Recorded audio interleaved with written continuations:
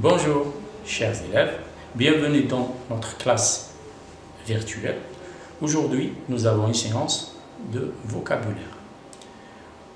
Dans cette séance, au terme de cette séance, vous allez être capable de distinguer la consigne de l'interdiction. Ensuite, vous serez capable d'employer la consigne et l'interdiction dans une situation de communication. Donc, avant de commencer la leçon, nous allons faire un rappel. Chers élèves, qui peut me donner un exemple sur les énergies? Donc, la dernière fois, nous avons vu l'énergie solaire, l'énergie éolienne et la biomasse.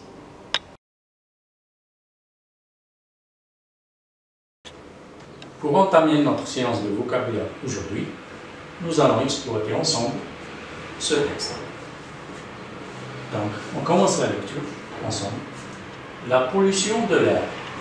La pollution atmosphérique est une préoccupation pour nous tous. Elle a des impacts sur notre santé, sur l'environnement.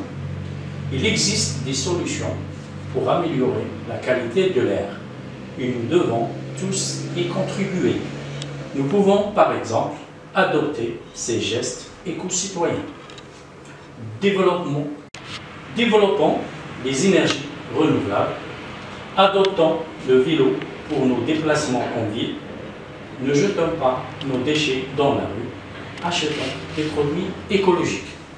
D'après Adam, la pollution de l'air en 10 questions.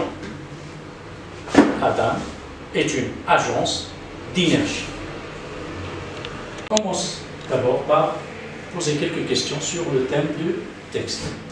Quel est le titre de ce texte? Bien sûr, on voit bien que c'est la pollution de l'air. Donc, quels sont? Donc, nous allons ensemble lire les 4 recommandations et souligner en même temps les verbes conjugués. Première recommandation, développons des énergies renouvelables. On voit bien que le verbe développons. Deuxième phrase, adoptons le vélo pour nos déplacements en ville. Où est le verbe conjugué ici? Oui, c'est adoptons. La phrase suivante, ne jetons pas nos déchets dans la rue. Où est le verbe conjugué? Exactement, c'est, il est là, jetons. La dernière phrase, on a achetons des produits écologiques. Très bien. Maintenant, on va, puisqu'on a identifié les verbes, donc on va chercher leur sujet. Où se trouve le sujet de chaque verbe? D'habitude, le sujet se trouve avant le verbe. Est-ce qu'il y a un sujet ici? Il n'y en a pas. Donc, c'est un verbe qui n'a pas de sujet apparent. Le sujet, on dit que c'est un sujet elliptique. Donc, il est caché. Il est caché où? Et comment je peux identifier la personne dans cette phrase? C'est bien sûr, on va voir la terminaison de ce verbe. La terminaison de ce verbe, rappelez-vous, au présent de l'indicatif, on dit « nous adoptons ». Donc, c'est quelle personne? C'est la première personne du pluriel. Et en plus de ça, on peut aussi identifier la personne si on a un adjectif possessif dans la même phrase. Comme ici, adoptons le vélo pour nos déplacements en ville, ou bien ne jetons pas nos déchets dans la rue. Maintenant, on va déduire que les phrases Et on va dire que les phrases qui commencent par un verbe, qui n'a pas de sujet apparent, est une phrase impérative. Cette phrase impérative, elle commence toujours par un verbe conjugué au présent de l'impératif. Donc, on a relevé deux phrases de notre texte. Et on va observer ces deux phrases et faire la différence ou bien comparer entre les deux. Ces deux sont des recommandations, comme on l'a déjà dit. Observez bien, mes élèves, les deux phrases. La première, adoptons le vélo pour nos déplacements en ville. La deuxième, ne jetons pas nos déchets dans la rue. Donc, qu'est-ce que vous observez? Qu'est-ce que vous remarquez? Qu'est-ce que vous allez me dire après cette comparaison? On voit bien que la première phrase commence par un verbe. Comme on l'a déjà dit tout à l'heure, c'est une phrase impérative et que commence par un verbe conjugué au présent de l'impératif. Donc, la deuxième phrase, on voit bien que le verbe conjugué, il est encadré par deux mots qui représentent la locution adverbiale de négation. Donc, c'est une phrase qui est négative. Comme par exemple, on dit « Ne marchez pas sur la pelouse »,« Ne fumez pas »,« Ne parlez pas », donc, là, ne parlez pas en classe, etc.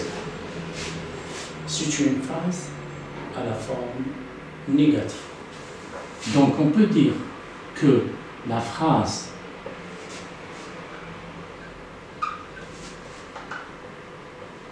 impérative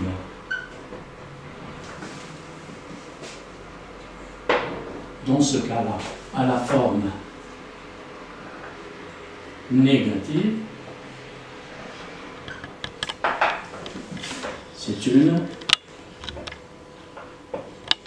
interdiction. Parce qu'on n'a pas le droit de jeter les déchets dans la rue.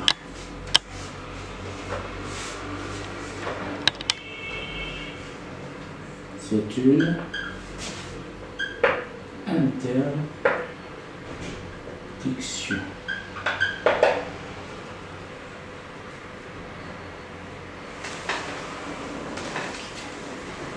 On a dit que la phrase impérative à la forme négative, dans ce cas-là, c'est une interdiction. C'est-à-dire qu'on est obligé de ne pas jeter des déchets dans la rue.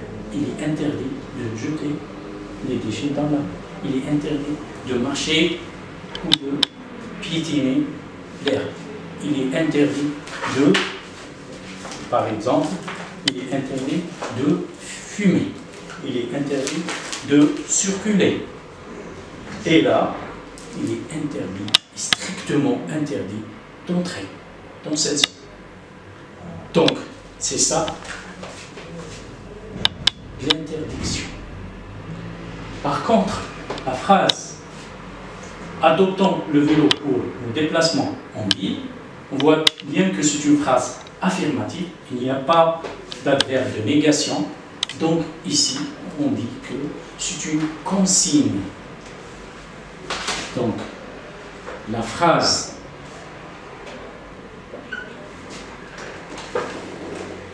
impérative, dans notre cas, bien sûr, à la forme affirmative,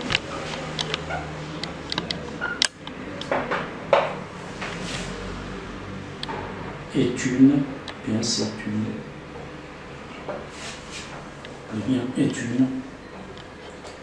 consigne.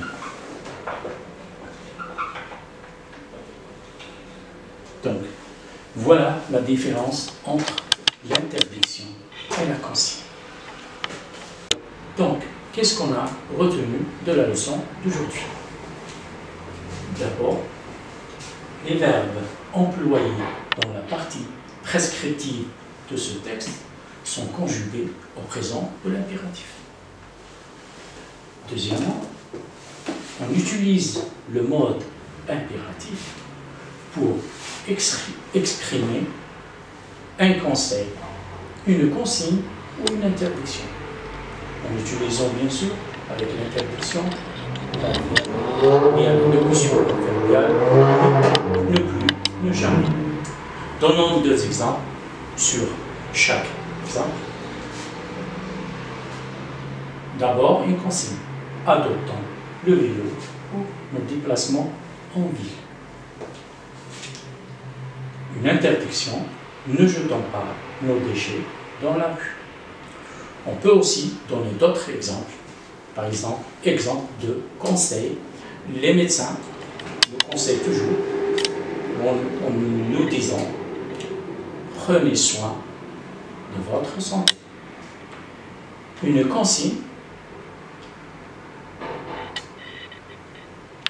Chers élèves, pour vérifier et consolider les acquis d'aujourd'hui, je vous propose des activités.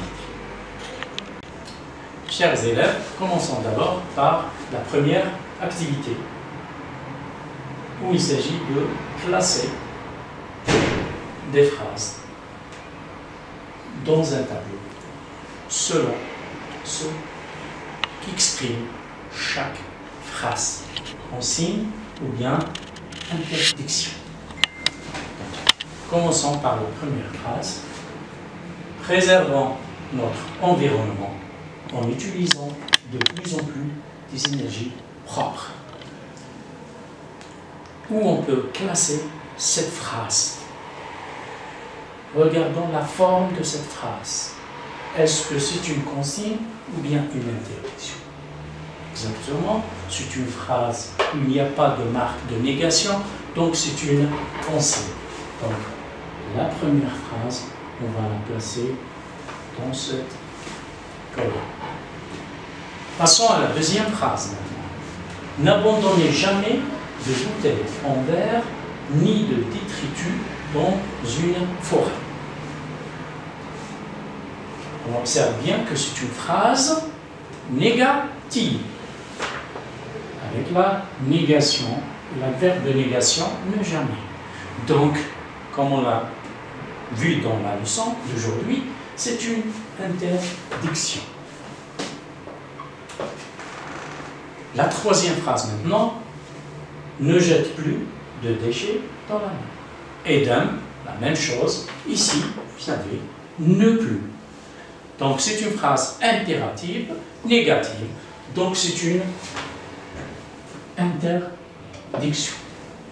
La dernière phrase, sors des ordures ménagères en respectant les horaires de ramassage de ta commune. Ici, c'est une consigne comme tu le feras. Très bien. Maintenant qu'on a terminé cette activité, on va passer à la deuxième activité. Donc, comme deuxième activité, je vous propose de compléter les phrases suivantes avec les verbes qu'on vous donne ici: jeter, remplaçant, faites, utilisant. Il faut faire attention au sens de la phrase, bien sûr. La première phrase, verbe, moins de combustible fossile, pétrole, gaz naturel, charbon. Combustible, ça veut dire carburant. Deuxième phrase, on a ici un pronom, complément d'objet direct. Un verbe, les, adverbe progressivement par des énergies propres. Troisième phrase, ne, verbe, pas, c'est une phrase négative, les huiles de voiture dans la nature. Verbe, votre vidange dans une station-service. La suite de la phrase. Donc, on commence la première phrase par utilisons moins de combustible.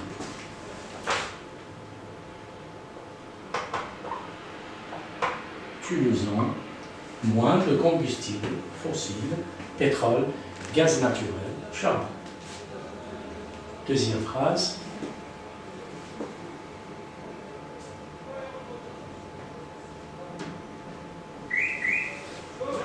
Les progressivement, les remplacent les combustibles fossiles. Donc, on peut dire en remplaçant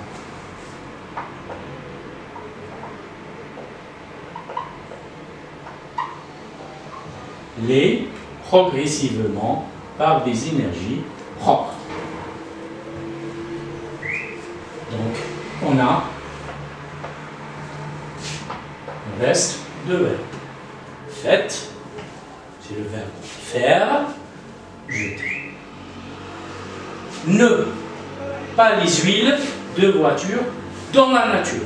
Donc, c'est ne jeter pas les huiles de voiture dans la nature. Le reste, enfin, faites votre vidange dans une station-service. Faites votre vidange dans une station-service. Pour clore cette séance, je vous propose une activité d'intégration et d'appropriation que vous allez faire à la maison. La consigne est la suivante.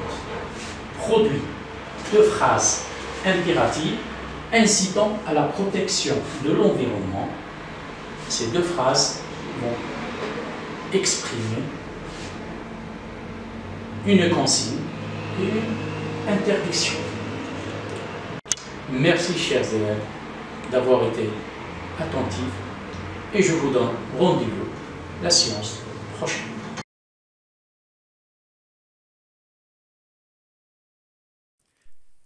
شكرا على المشاهدة.